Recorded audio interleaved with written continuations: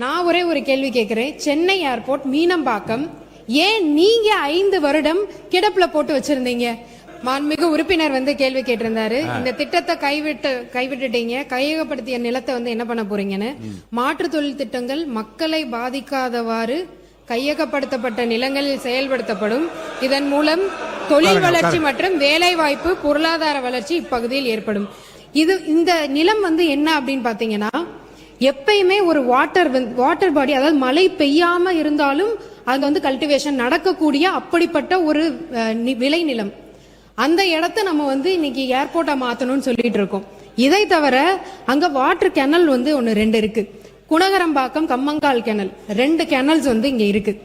இது எப்படி உங்களுக்கு செயல்படுதுன்னா, ஒரு பிரஷரை ரிலீஸ் பண்ணி அந்த வாட்டர் பாடி தானாவே அடையார் ரிவருக்கும் செம்பரம்பாக்கம் லேக்குக்கும் இன்னைக்கு போய்கிட்டு இருக்கு.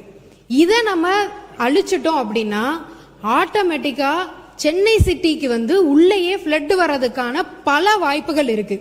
நான் ஒரே ஒரு கேள்வி கேட்கிறேன். சென்னை ஏர்போர்ட் மீனம்பாக்கம் ஏன் நீங்க 5 வருடம் கிடப்புல போட்டு வச்சிருந்தீங்க? மேல இருந்து சென்ட்ரல் கவர்மெண்ட் உங்களுக்கு அன்னைக்கே அப்ரூவல் கொடுத்திருந்தாங்க. நீங்க ஏன் 5 வருஷம் அதை சும்மாவே வச்சிருந்தீங்க? உங்களுக்கே தெரியும் பரந்தூர் ஏர்போர்ட் வந்ததுன்னா இன்னும் 5 வருஷம் ஆகும்னு. ஆனா அதை எக்ஸ்பான்ஷன் அன்னைக்கே பண்ணிருந்திருக்கலாம். அதுக்கான சென்ட்ரல் கவர்மெண்ட் அதுக்கான அப்ரூவலும் கொடுத்தாங்க. என்ன நோக்கத்துக்காக நீங்க இதை ஸ்டாப் பண்ணி வச்சிருந்தீங்க?